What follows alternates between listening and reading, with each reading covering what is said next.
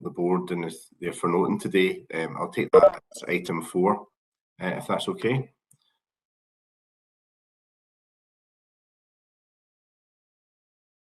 Great. Thank you. The first item we have is the declarations of interest. Do we have any declarations of interest? Can I declare an interest, Councillor Kelly, as a director of the Municipal Bank? Thanks, Andy. Well, Councillor Burrows here. Obviously, it's the same for me for the bank. Thank you very much. Thank you. No, the same for me, Jim here. Convener, can I ask members who are declaring interest to advise whether they are staying in the meeting or whether they wish to, or whether they will be leaving the meeting? Those who have declared interest, let us know if they'll be planning to stay in the meeting or leave the meeting so that Andrew can make arrangements. Thanks. Councillor Burrows, given the nature of it, I can stay at the meeting. Thank you very much. I will just stay as well, Chair. Thanks. Yes, me too. Is there any other declarations of interest for any of the items today? No. I meant to say, sorry, is there any apologies, Andrew, before we go into the rest of the business? Yes, Convener, I have quite a few today. So apology from Councillor Logue, who will be substituted by Councillor Jones. Councillor Danish Ashraf, who's been substituted by Councillor Damasio. Councillor Duffy being substituted by Councillor Gourley.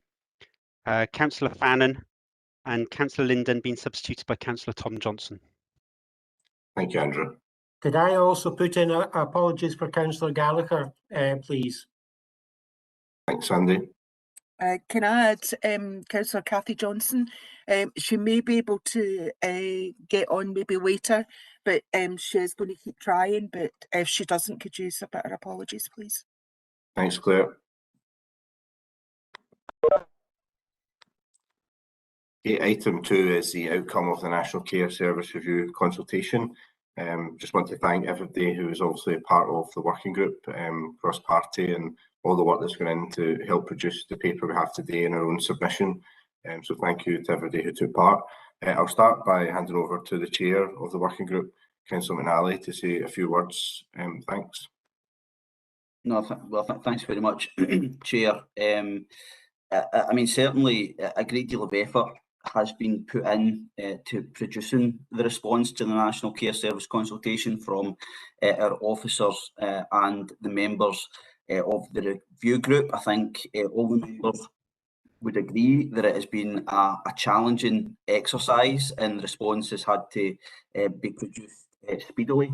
We have sought to develop a response that recognises the strengths and weaknesses of the proposals.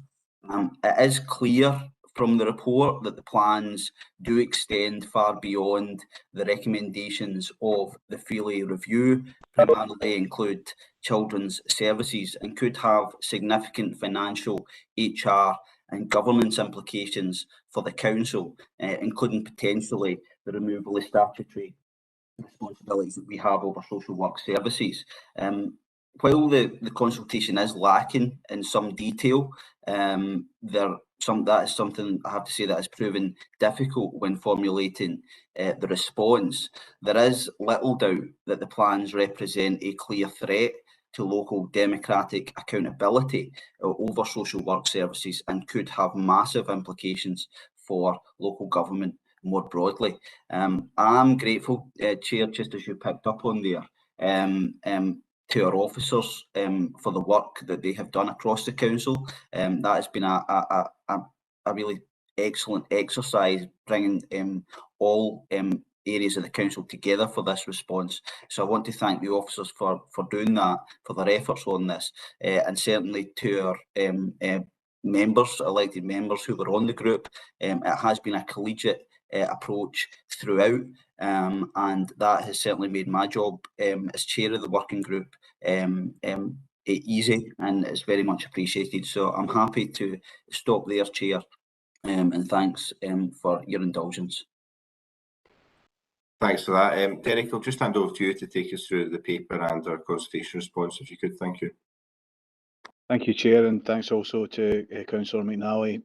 Can I also put on record my thanks to all the officers who met the timescale for producing verbal and written responses, and a lot of factual information from across a range of council services about the potential impact of the propositions. Can I also thank the members for the collegiate spirit in which the discussions took place, and for their help and advice and guidance in shaping the response. That's very much appreciated. Very briefly then, Chair, and not to repeat anything that Councillor McNally has said, because he's actually covered quite a lot of what's in the actual paper, but obviously the consultation from Scottish Government was launched on the 9th of August. It's quite a tight timeline to be closed down on the 2nd of November 2021. Covers a number of areas, including the proposed National Care Service, which was based on but very different in conception from the Feely Report's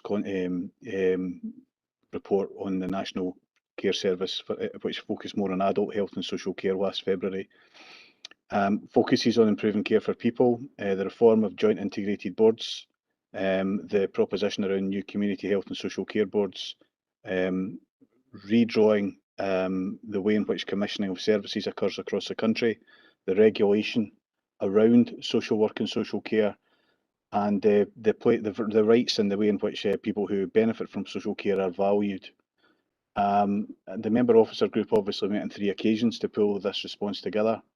I would say overall, and I'll focus, if it's okay, Chair, on the key messages that and the executive summary points, because I think that probably gives the best overview.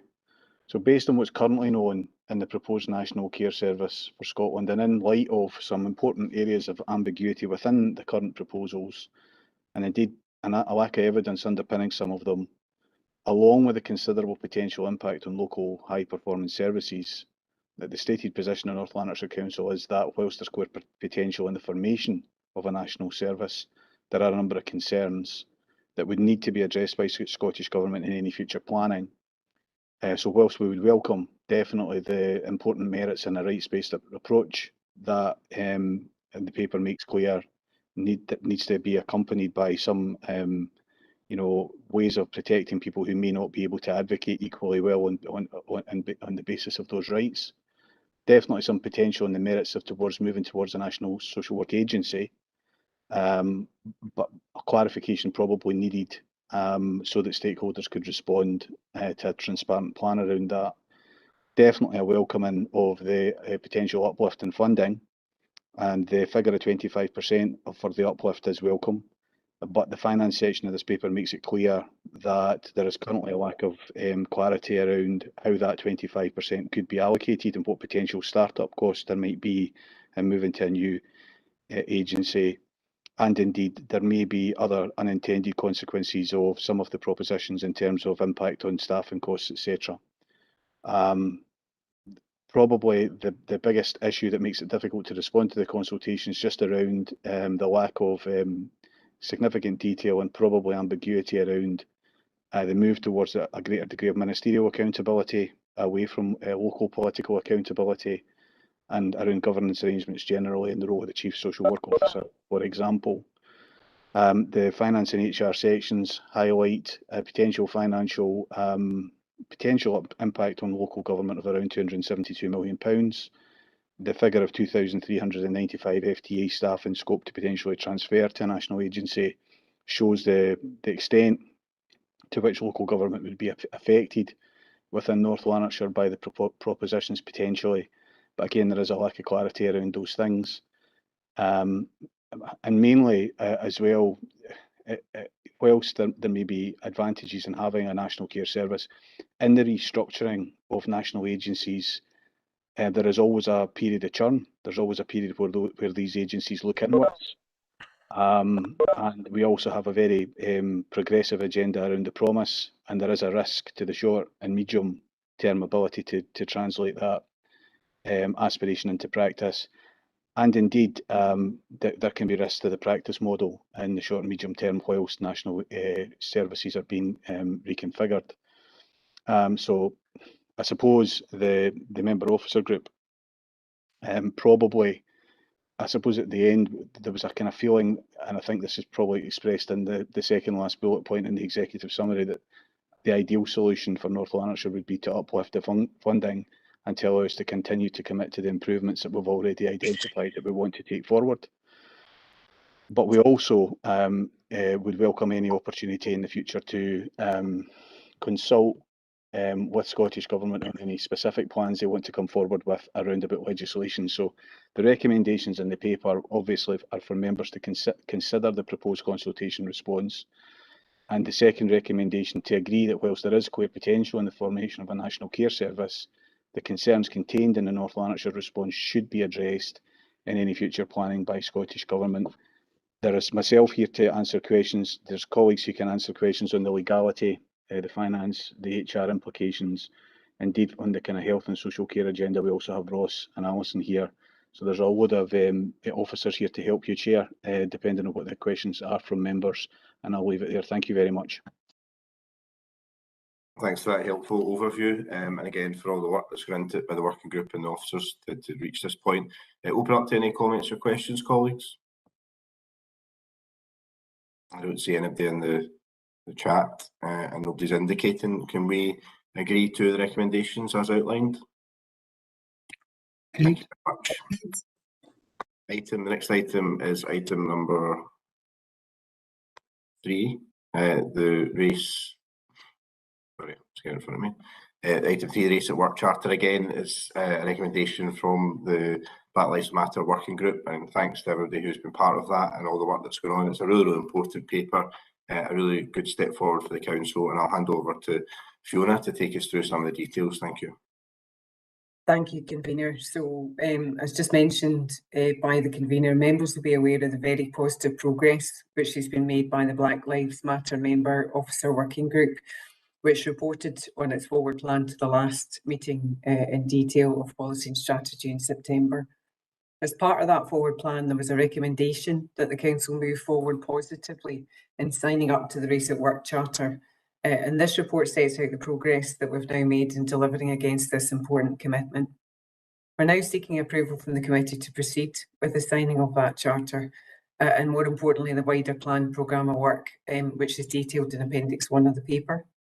You'll note within section 1.1 of the report that there's significant opportunity for the council to improve its current BAME profile, but more importantly, as detailed in section 1.3 and 1.4, that our BAME profile across North Lanarkshire has been disproportionately affected by the pandemic. So as part of a wider effort to support the recovery of our communities across North Lanarkshire, it's never been more important for the council to take positive steps to recruit and provide meaningful career development for our residents from BAME communities. Therefore, signing up to the Race at Work Charter at this point provides us with a critical foundation from which we can take forward a meaningful programme of work to achieve this. Section 2.1.3 sets out the 7 calls to action which underpin the Charter. And I think it's really important that members note that these include a real focus on ensuring that the programme of work is fully supported and driven at a senior level with wider engagement of all managers and leaders across the council.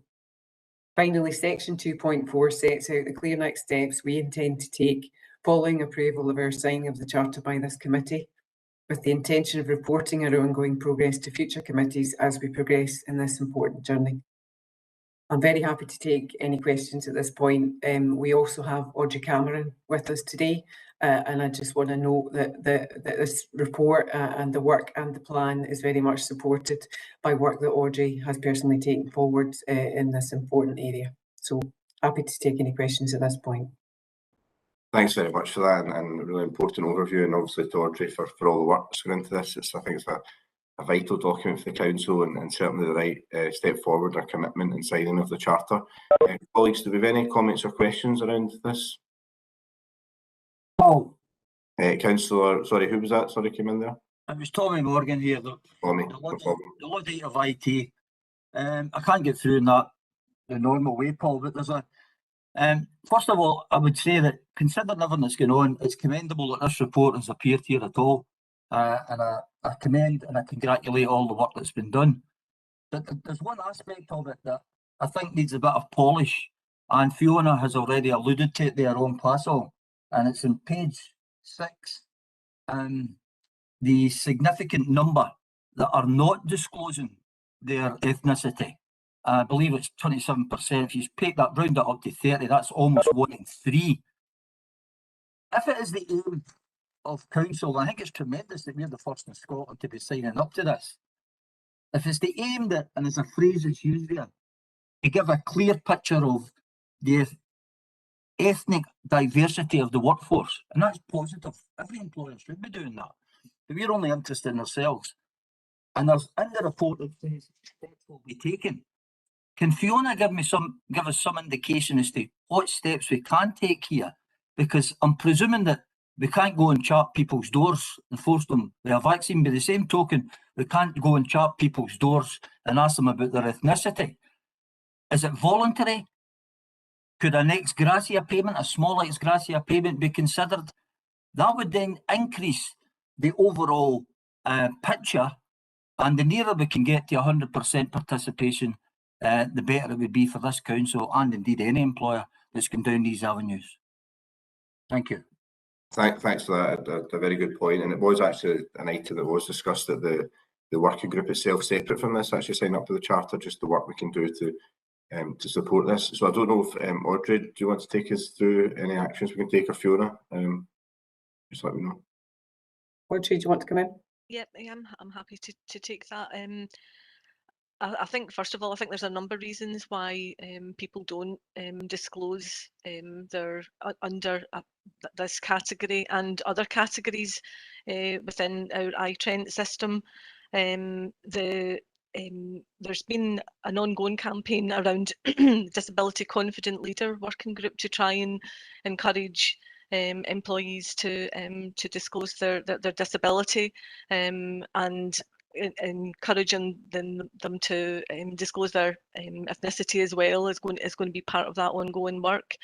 I think that if employees understand the importance and why we ask questions about their ethnicity, it's not about us being nosy, it's not about individuals, it's about trying to understand who our workforce are, who our employees are, and to to better support them within the workplace. So I think we need to send out a good communication plan to our employees about why it's crucial, why we need this information, and how it's going to benefit North Lanarkshire Council and them as employees as well, because we'll be able to put in place supportive policies and practices, and be able to support I suppose the diversity of our workforce. The signing up to the Race at Work Charter also gives us a lot of really helpful resources, and there's a toolkit within the information that they'll give us, that'll help us produce a really good strong communications plan to send out that information, and also working with our employee equality forum will be really important in that as well, that it's it's our employees that are at the forefront as well, of getting the message across that it's really important, that you sign this your information within the iTrent system. And to answer your original question, Councillor Morgan, it is entirely voluntary at this moment. I think that within My Job Scotland for new recruits, I think it's now going to be a compulsory aspect of the recruitment process, but there will also be a prefer not to say category within that as well. So I suppose that's a get out, but I think the important is the message that we put across, why we're asking and how we use that information and and what we do with it. I think that's crucial. Hope that answers your question. That's much appreciated. It's interesting that presumably the trade unions are totally on side with this, because we're trying to get fairness and balance and equity into the system here. There's nothing nefarious or anything sinister, and presumably they're cooperative and being supportive of our intentions here. I can pick that point up if you want, Convener. Yeah, so, thank you, Fiona. Very much so, Councillor Morgan. In fact, we took a paper to the JCC to discuss exactly that. So I think potentially in the past we maybe haven't leveraged their support. They're very much supportive, and I know, in fact, some of them have actually come forward to tell me that the unions themselves have significant resources in this area that they can actually work with us to deploy. So they're very much on board and keen to work with us as we go forward on this matter. Thanks, Fiona, and thanks, Councillor Morgan. Good question, and obviously a lot of ongoing work in this area. As you can see, we'll take it forward. Councillor Beveridge. Sorry, Convener, my learned ward colleague raised the point. I was the exact point I was going to raise. Thanks. Thanks, Councillor Beveridge. Councillor Barclay. I'm in the same position. My question's just been answered. Thank you. Thanks, Councillor Barclay. Do we have any other comments or questions? No. Can we agree the recommendations will be signed up for the charter and all the recommendations within the document? Thank you very much, colleagues. The next item is the special item for today, which is the North Lanarkshire Municipal Bank Anti-Money Laundering and Financial Crime Compliance Report. A very important report that's come from the bank itself, and Elaine Kemp's going to take us through some of the details. It is here just for noting. Elaine, can you take us through this? Thanks. Yeah, thank you, Councillor Kelly. Yep, this report is for noting and advises committee of the findings of a recent review into the bank's operations, which was carried out by the Royal Bank of Scotland, who is the banking's platform in order to provide municipal bank services. And the review by RBS concluded that the policies and procedures in place in relation to anti-money laundering and financial crime regulations do not meet minimum standards. So RBS advised that a number of changes would be required in order to first of all achieve compliance and then to maintain it going forward, and all of these changes would come at a cost. Given that the bank currently operates at a deficit and is subsidised by the council, all costs of compliance would need to be met by the council and would be in addition to the current subsidy of £135,000. Members will remember the ALIO review into the municipal bank, which even before this significant information highlighted a number of challenges that threaten the ongoing financial sustainability of the bank, mainly due to the declining customer base and the bank's inability to provide a modern banking service to its customers. So these challenges have continued and have been exacerbated by COVID, and in May this year it was agreed through Finance and Resources Committee to continue to monitor the bank's activity and provide an update on financial sustainability during 2022. So on the backdrop of these existing known challenges and this new information around non-compliance and also the risk to the bank and its directors and the council of operating in a non-compliant environment, it has led directors of the bank to unanimously agree to take steps now to progress the cessation of banking services. A detailed wind-up plan will now be prepared, and that will be focused on ensuring that bank customers that need support are transitioned to alternative arrangements. And to allow time to do that sensitively, it is proposed that a dissolution date of the 30th of September 2022 has been set. Finally, from the council's perspective, I can confirm that there will be no material impacts as a result of this decision, and no staff will be affected by it. Thank you. Thank you, Elaine. Open up to comments or questions. Councillor Burrows. Nina, although I declared an interest in this at the beginning, I still think I have the right to speak on it. Because the report here is for noting, and I don't want to be too long with this. Elaine has covered some of the parts that I was going to say. It's just to say that all the directors of the bank take their role very, very seriously, and this was indeed a very hard decision for the board directors. And as Elaine said, it was a unanimous decision by everyone. The bank, convener, as you know, has been in existence for a very long while. And it's sad at this time that this is now going to happen. We were informed by the company secretary that it could in fact take upwards of nearly £500,000 when you take in all the costs associated with this. And some of that is covered under section 3.4, 3.5 and 3.6 in the report. And the important part, convener, is that, as Elaine had said, the directors have asked for a plan to be put in place as quickly as possible to try and make sure that the transfer to alternative banks for our customers will take place. And it's just, I say that on behalf of all the board of directors. Thank you very much, Convener, for allowing me to say that. Thank you, Councillor Burrows. I think they're very important points that you've raised, and obviously Elaine's covered the absolute commitment to service users and customers of the bank to make sure that they're transitioned over to appropriate banking services, and I think we can all give that commitment. Is there any other comments or questions? Councillor Goldie. It's just a question on the status of accounts just now. I take it the fact that we haven't met the standards on money laundering or that it's not possible at present to open a new account. The facility for new accounts will cease just now as we wind the bank up. Thanks, Councillor Goldie. Elaine, could you give any clarity around that? Yes, Councillor Goldie, I would suggest that now that the decision has made to cease banking services, we do not allow the opening of any further accounts and move towards the plan as described in the report to wind the service down. Thank you. Any other comments or questions? I don't see anybody. Can we agree to note the report? Thank you. Thank you for your attendance today, colleagues. Thank you. Bye-bye.